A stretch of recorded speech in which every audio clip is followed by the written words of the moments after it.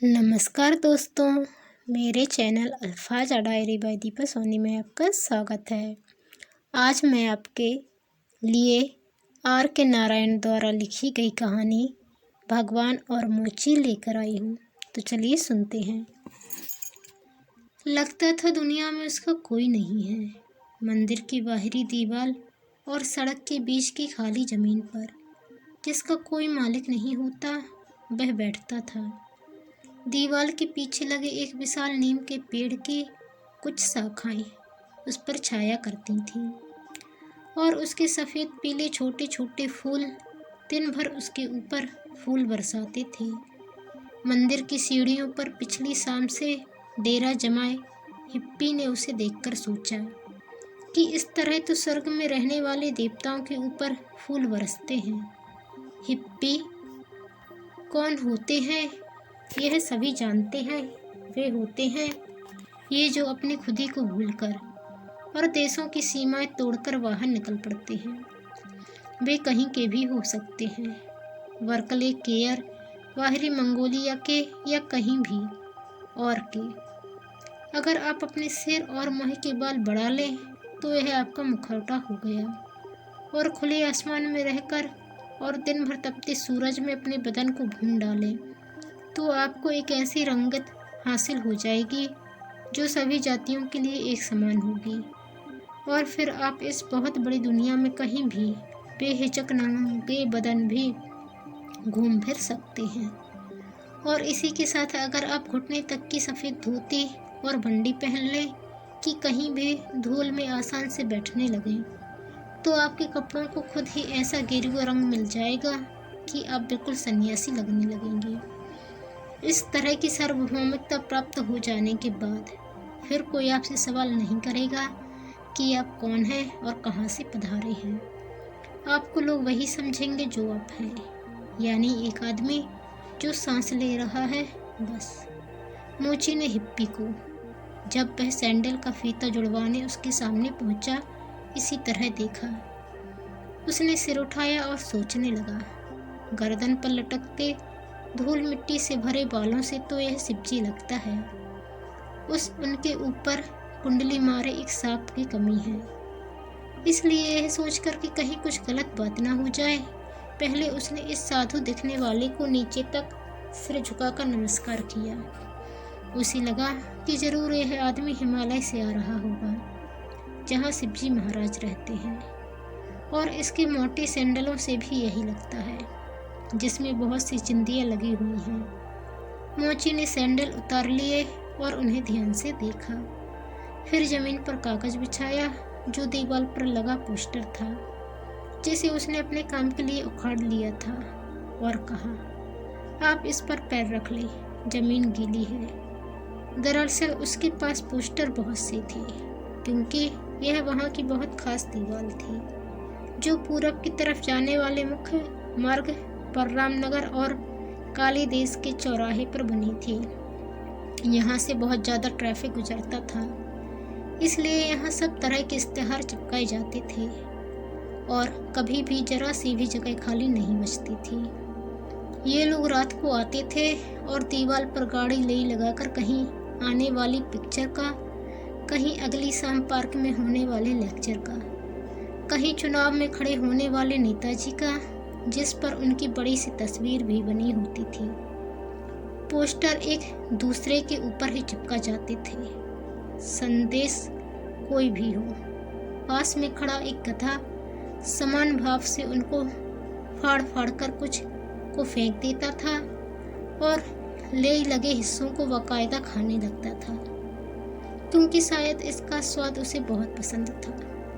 मोची सवेरे जब यहाँ आता तो कुछ पोस्टर वह खुद भी उखाड़ कर अपने पास रख लेता, क्योंकि इनसे उसके कई काम निकलते थे। इसमें वह कोने की झोपड़ी वाली दुकान से दोपहर को जब खाना लेता, उसे सफाई से लपेट कर रखता था। ग्राहक जब जूता गठवाने आता तो उसके पैर रखने के लिए स्वागत की लाल चादर की तरह बिछाता, और जब सूरज बहुत गर्म हो जाता तो उन्हें ही ऊपर नीचे रखकर आराम से सो जाता था। हिप्पी के मन में उसके लिए प्रशंसा का भाव जगा। यह कुछ मांगता नहीं है, फिर भी इसे सब कुछ मिल जाता है। वह सोचने लगा, काश वह भी इसी की तरह शांत और आत्मा संतुष्ट होता। पिछले दिन वह दूसरे साधु संतों के साथ मंदिर की सीढ़ियों पर हाथ फैलाए भिक्षा मांगने बैठा था। इनमें से कुछ उसकी तरह हट्टे कट्टे, कुछ लंगड़े लूले और अंधे और पागल थे। लेकिन इन सबकी जो एक बात उसे आश्चर्य में डाल देती थी, वह यह थी कि भूखे लगते हुए भी वे निश्चिंत लगते थे। शाम के समय जब लोग मंदिर में देव दर्शन और पूजा पाठ करके लौटते तो वह इनकी कटोरी में सिक्के फेंकते जाते थे, परंतु यह भाग्य की बात होती कि किसके कटोरे में सिक्का गिरता है और किसका खाली रह जाता है। इन लोगों में यह समझ भी थी कि सबको अपना भाग आजमाने के लिए स्वतंत्र छोड़ दें, लेकिन अगर अंधे का सिक्का उसके कटोरे में नहीं आ पड़ता तो उसे उठाकर कटोरे में डाल दें। हिप्पी अपने वातावरण में घुल मिल जाने की कला में कुशल था, इसलिए वह किसी से अलग नहीं लगता था। उस दिन पुजारी जी प्रसन्न थे, इसलिए उन्होंने देवताओं को चढ़ाया हुआ गुड़ में पका चावल प्रसाद के रूप में इन सबको भी खाने को दिया था। इससे हिप्पी का पेट भर गया था और सड़क पर लगे नल से पानी पीकर वह मंदिर के चबूतरे पर ही सो गया था। सवेरा होने पर उसने देखा, मोची अपने कंधे पर थैला लटकाए वहां आया और नीम के पेड़ के नीचे उसने अपना आसन जमाया। नीम की हरी हरी डालों पर ऊपर से गिरती सूरज की ताजी रोशनी बहुत अच्छी लग रही थी। हिप्पी को वहाँ बड़ी शांति की अनुभूति हुई। यहाँ किसी को किसी बात की शिकायत नहीं लगती थी। धूल या शोर या बदहवास आवागमन के खतरे, जिसमें साइकिलें और पैदल आदमी औरतें एक दूसरे से भिड़ते बचते बड़ी गाड़ियों के बीच में अपना रास्ता बनाते चले जा रहे थे। लारियां और स्कूटर पागलों की तरह पोंपों करते अपने पीछे धूल के गुबार छोड़ते ऐसे दौड़ते चले जा रहे थे मानो प्रागैतिहासिक युग के भयंकर जानवर एक दूसरे का पीछा कर रहे हैं। किसी से भी किसी को कोई परेशानी नहीं हो रही थी। कई दफ़ा कोई राह चलता जोर से खांस खकार के हवा में कहीं भी जोर से थूक देता या किसी भी दीवार पर खड़े होकर पेशाब कर देता और किसी भी बात पर किसी का ध्यान ही नहीं जाता था, ना कोई विरोध करता था। हिप्पी यह देखकर चकित था कि लोग जिंदगी को जैसी भी वह है उसी तरह स्वीकार कर रहे हैं। मोची अपना सिर झुकाए चमड़ा छीलता या सुए में उसमें छेद उसके भीतर मोम लगा मोटा डोरा डालकर दूसरे धागे में इस तरह फंसा कर खींचता कि जादू की तरह चमड़ा सिलता चला जाता। उसके पास एक छोटे से बर्तन में पानी होता था जिसमें डुबोकर वह कड़े और जिद्दी चमड़े के टुकड़ों को मुलायम करके सीधा करता और फिर उसे लोहे के ऊपर रखकर निर्दयता से ठोकने लगा जिससे उसके सब बल निकल जाए। जब कोई काम न होता तो वह चुप बैठा आने जाने वालों के पैरों पर नज़र मारता रहता कि इनमें से किसकी पट्टी टूट गई है, किसकी हिलकर टूटने की दशा को पहुंच गई है और किसकी कीलें निकल गई हैं। उसके हाथ जब कभी खाली होते तो उनमें खुजली मचने लगती और वह अपने औजारों को पत्थर पर घिस घिस कर पहना करता रहता। उसके हाथों को काम में लगा देखकर हिप्पी सोचता कि इसे चमड़ा काटने, सीने पीटने के काम में एक प्रकार का आध्यात्मिक सुख प्राप्त होता है। उसके लिए खाना भी दूसरे दर्जे का काम था। कोने की दुकान से एक लड़के को इशारा कर एक कप चाय या एक बंद मैगाने के अलावा वह खाने पर ज़्यादा ध्यान नहीं देता था। कभी कभी जब उसके पास काफ़ी देर तक कोई काम न होता तो वह ऊपर पेड़ की तरफ देखता रहता जैसा उसका दिमाग बंद हो गया हो। वह बेकारी की इस स्थिति में भी संतुष्ट था। उसके चेहरे से ना कोई इच्छा झलकती थी ना कोई शिकायत।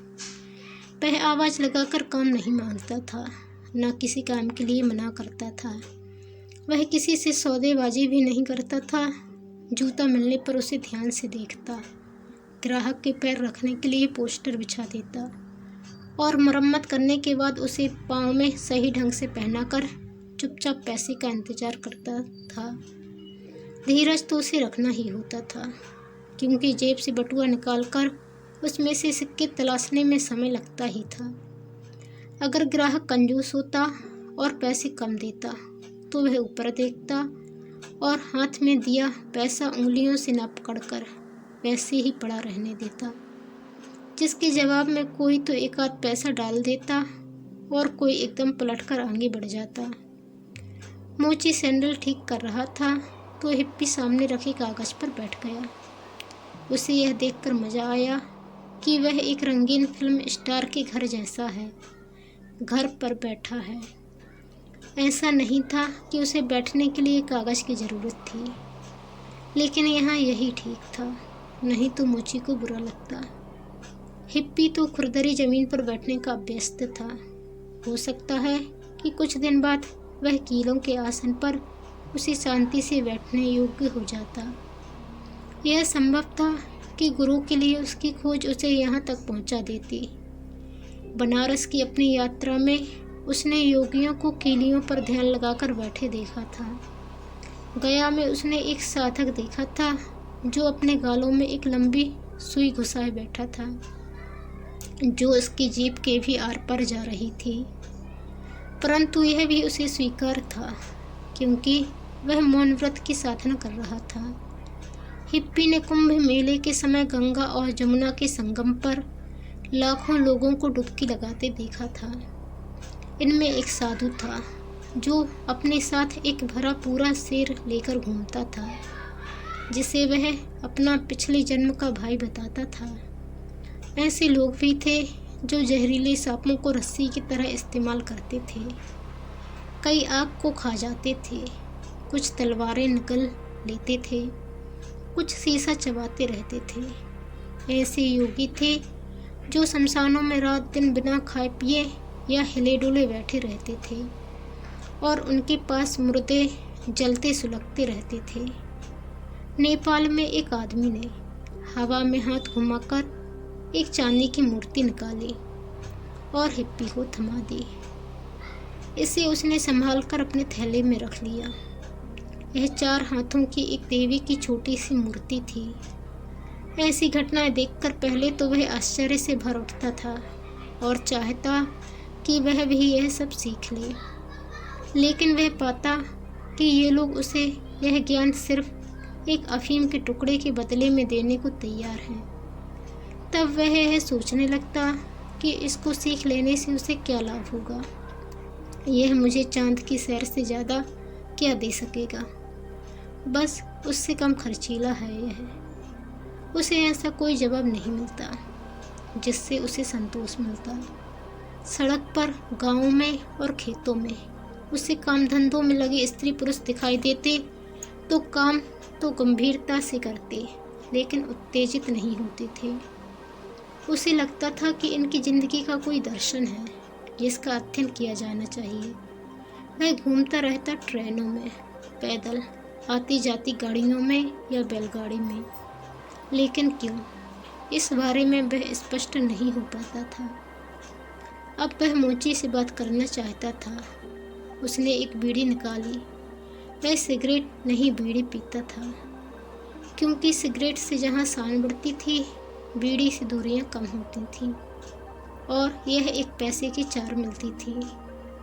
मोची को बीड़ी लेते हुए संकोच हुआ, लेकिन हिप्पी ने बढ़ावा देते हुए कहा, अरे पियो, तुमको अच्छी लगेगी, तोता छाप है। फिर वह थैले में दिया सलाई ढूंढने लगा। कुछ देर दोनों चुपचाप बीड़ी पीते रहे। उसका धुआं और पत्ती की बू हवा में तैरने लगी। ऑटो रिक्शे और साइकिलें सड़क पर दौड़ रही थीं। एक आइसक्रीम का ठेला आया जो अपना रबड़ का भूपू बजा बजा कर ग्राहकों को आकर्षित करने की कोशिश करने लगा। स्कूल की भी छुट्टी होने वाली थी और बच्चे एकदम गेट से निकल पड़ते। बातचीत शुरू करते हुए हिप्पी ने कहा, तुम्हारे ऊपर तो फूल बरसते हैं, और ऊपर पेड़ की डालियों से तब भी गिरते हुए फूलों की ओर इशारा किया। मोची ने ऊपर देखा और कोट पर गिरे फूलों को झाड़ा, फिर सिर पर बंधी पगड़ी से भी, जिसका रंग उड़ गया था, पर जो धूप और पानी से उसकी रक्षा करती थी और उसके व्यक्तित्व को भी एक शान देती थी। कुछ फूल निकाले, हिप्पी ने अपनी बात दोहराई। दिन में भी आशीर्वाद की तरह तुम्हारे ऊपर फूल झरते रहते हैं। मोची ने सिर उठाया और कुछ तलखी से बोला, लेकिन ये फूल मैं खा तो नहीं सकता। इन्हें मैं ना घर ले जा सकता हूँ कि बीवी को देकर कहूँ आज इनका खाना बनाओ। किसी पेट भरे आदमी के ऊपर फूल बरसे तो दूसरी बात है, स्वर्ग के देवता ही उनका मजा ले सकते हैं, मेरे जैसा आदमी नहीं। तुम भगवान में विश्वास करते हो? हिप्पी ने सवाल किया, जिसे सुनकर मोची को आश्चर्य हुआ। इस तरह का सवाल उठ ही कैसे सकता है? शायद यह रहस्यमय आदमी उसकी परीक्षा ले रहा है, इसलिए जवाब सोच समझकर दिए जाने चाहिए। मोची ने सामने खड़े मंदिर की तरफ इशारा किया और कहा, यह तो कई दफा हमारी तरफ देखता भी नहीं है। देखे भी कैसे? उसे देखने के लिए बहुत कुछ तो है। उसने भगवान की एक ऐसी तस्वीर की तरफ कुछ मिनट तक देखा जिसमें उसके चारों तरफ हजारों हजारों लोग अपनी अर्जियां लिए खड़े थे। फिर कहा, अपने बड़े अफसर कलेक्टर साहब की ही मिसाल ले। क्या हर कोई उनसे मिल सकता है या वे खुद एक ही अर्जी का जवाब दे सकते हैं?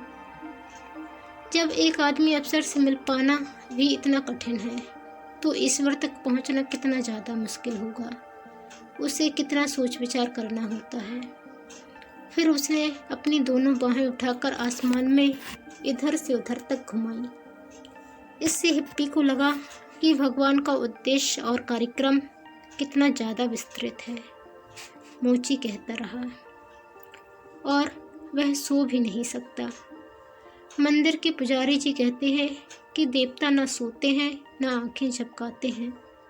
झपका भी कैसे सकते हैं?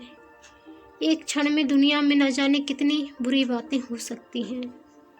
ग्रह अपना रास्ता छोड़कर एक दूसरे से टकरा सकते हैं।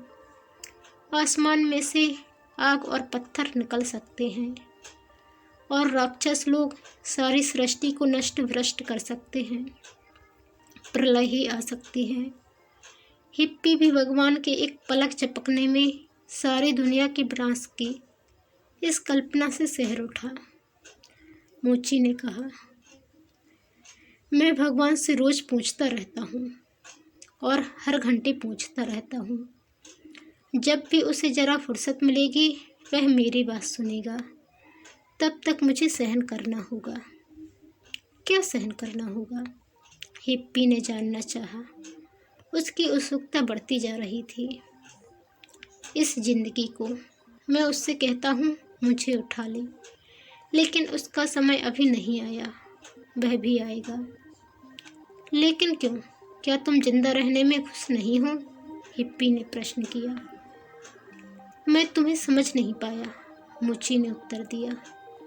और तभी सामने से निकलते एक पैर को देखते ही वह बोला, अरे यह तस्मा टूट गया है, आओ ठीक कर दूं। यह एक विद्यार्थी था। वह यह सुनकर एक क्षण रुका, फिर आगे बढ़ गया। मोची की नज़र में एक चिढ़ पैदा हुई। देखो आज के इन लड़कों को क्या हो गया है, अब ये परवाह ही नहीं करते। बुरी आदतें हैं ये तस्मा उसके घर तक पहुंचने से पहले टूट जाएगा, लेकिन वह यह जूता फेंक देगा और दूसरा खरीद लेगा। उसने एक आह भरी और कहा, आजकल लोगों की आदतें बदल गई हैं। सिर्फ 5 पैसे में यह साल भर और चल सकता था। उसने पीछे बोरी पर रखे ऐसे कई जोड़े सैंडल दिखाए। ये सब मैंने इधर उधर से इकट्ठा किए हैं। ये इसी तरह के लड़कों के हैं। कई दफ़ा स्कूल के पास सड़क के किनारे ऐसे सैंडलों की लाइन लगी दिखाई देती है। लड़के इन्हें वहीं छोड़कर चले जाते हैं। कुछ को उन्हें हाथ में उठाकर घर ले जाते शर्म आती है। ये सब एक रंग के होते हैं, न जोड़े ही होते हैं, लेकिन मैं इन्हें काट पीट कर और नए सिरे से रंग रोगन कर जोड़े बना देता हूँ। लगा कि इस तरह जोड़े बनाने की योग्यता पर उसे गर्व है। मैं इन्हें यहाँ रखे रहता हूँ तो देर से ही सही कभी न कभी भगवान मुझे ग्राहक भेज देता है, जिसे कम पैसों में अच्छी चीज़ भी मिल जाती है। इनके लिए मुझे जो भी मिल जाए मैं ले लेता हूँ। इन्हें कौन खरीदता है? अरे कोई भी, खास तौर में जब कहीं कोई इमारत बनती है तो लोगों को सीमेंट पर चलने के लिए मजबूत चमड़े की ज़रूरत होती है। मुझे भी हर रोज़ कम से कम रोज़ 5 रुपये कमाने की ज़रूरत होती है, जिससे कुछ चावल या और कुछ अनाज खरीदकर घर ले जा सकूं। वहाँ 2 मुँह खाने का इंतज़ार करते हैं। अब ज़िंदगी को क्या होता जा रहा है? 2 जून के खाने को भी पूरा नहीं पड़ता। पान भी 1 पैसे के 2 हो गए हैं, जो पहले 20 मिलते थे। और मेरे बीवी को खाने को भले ही कुछ न मिले, पान हर वक्त चबाने को चाहिए। भगवान इस जिंदगी में हमें सजा दे रहा है। पिछले जन्म में मैं जरूर लोगों को कर्ज देने वाला रहा होऊंगा, जो गरीबों को चूसता होगा, या दुकानदार होऊंगा जो सारा चावल मुनाफे के लिए दबा रखता है। जब तक मेरा हिसाब साफ नहीं हो जाता, भगवान मुझे यहीं रखेगा। मुझे धीरज ही रखना है। तुम अगले जन्म में क्या होना चाहते हो? मोची को अचानक यह लगा कि वह कहीं किसी देवता या उसके दूत से तो बात नहीं कर रहा है। इस पर वह थोड़ी देर तक सोचता रहा। मुझे अब इस दुनिया में जिंदगी नहीं चाहिए।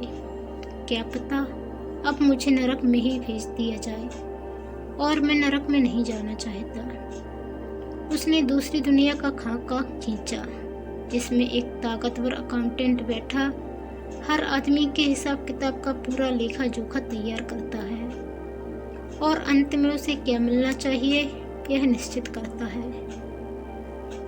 तुमने ऐसा क्या किया है? हिप्पी ने पूछा।